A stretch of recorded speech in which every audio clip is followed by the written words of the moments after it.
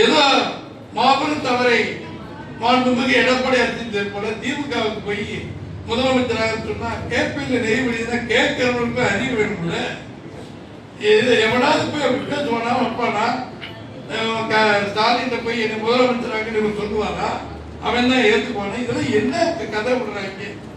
அதனால நாங்கள் வெளியே வந்துட்டோம். திருப்பி இல்லைன்னு சொல்லிட்டாருல, வாங்க மன்னிப்பு கேட்டீங்களே, வாங்கயா எம்எல்ஏ பதவி ராஜினாமா பண்ண போ, அதுக்கு என்ன சட்டம் இருக்குன்னு சொல்றாருல்ல.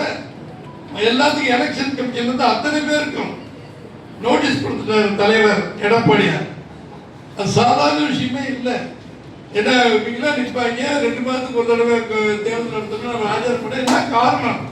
குதிரை பேர பல கோடிகள் வாங்கியிருக்கீங்க அப்படின்னு குற்றச்சாட்டு கவர்னர்கிட்ட சொல்லியிருக்கோம். அவர்கிட்ட சொல்லியிருக்கு சட்டம் என்னவோ கடமையை செய்யும். பல கோடிகள் இப்ப வெளியில வர்றது 30 கோடி 100 கோடி 50 கோடி எல்லாம் பண்ணியிருக்காங்க. இதெல்லாம் பண்ணதுனாலதான் இவங்க எல்லாம் ராஜினாமா பண்ணிருக்காங்க. மரகத சந்திரசேகர், இன்னொரு தாராபுரத்தோட எம்எல்ஏ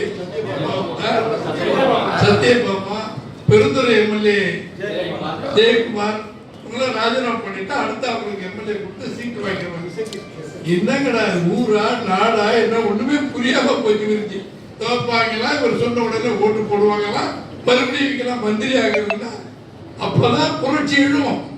நீங்க பாருங்க தமிழ்நாட்டில் நம்ம ரெட்டலைக்காரங்க உழைச்சி தீவிகள் எம்எல்ஏ ஆகினா நீங்க போய் ராஜினாமா பண்ணுவாங்கன்னா மறுபடியும் தேர்தல் நிற்பாங்களே, ஓட்டு போடணுமா, மந்திரி ஆகிடுவாங்க. தோழர்களே, இந்த மாதிரி பண்றீங்க. எந்த தொகுதியில் இருந்தாலும் என்னென்ன இருக்கு அத்தனை எடுத்து அடிங்க. வெற்றி பெற விடக்கூடாது. அதை நீங்க உறுதிமொழியா நன்றி கேட்ட நாய்கள் மனுஷர்கள்